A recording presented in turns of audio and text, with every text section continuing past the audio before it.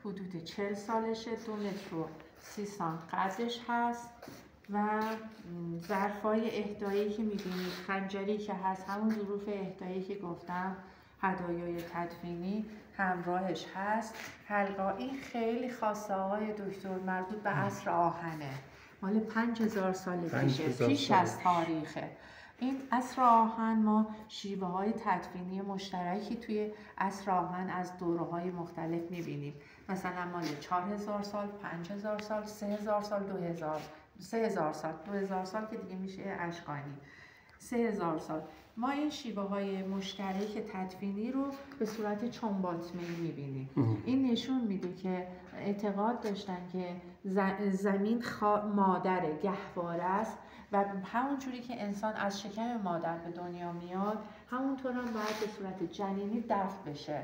ما این تدفینا رو تو دوره‌های مختلف تو عصر آهن می‌بینیم، چه 3000 سال، چه 4000 سال، چه 5000 سال.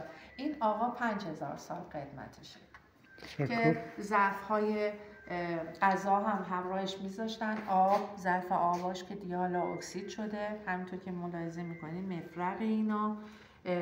مفرق هم ترکیب آلیاژ قلع و مس هستش که بهش امروزی ها میگن برنز.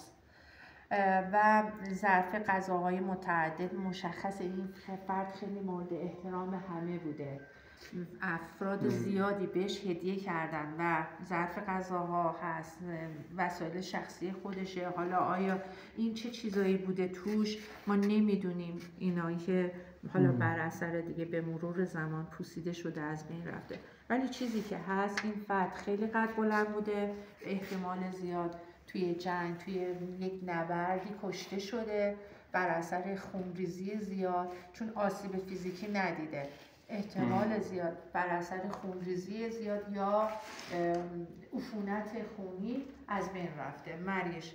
بعد حلقه هایی رو روی فک شما میبینید. این حلقه ها باز همون هدایای تدفینی جز زیورالات و تزیینات تدفین بوده، جز مراسم تدفینیشون بوده که حالا دیگه به مرور زمان که پوست و گوشت تجزیه شده، این در انتها قرار گرفته، احتمالاً روی لب‌ها یا توی دهنش اینو گذاشتن و این به مرور زمان که دیگه گوشت و پوست تجزیه شده در انتهای فک قرار گرفته و باعث باز شدن دهانش هم شده، چون دهان رو میبستن موقع تدفین.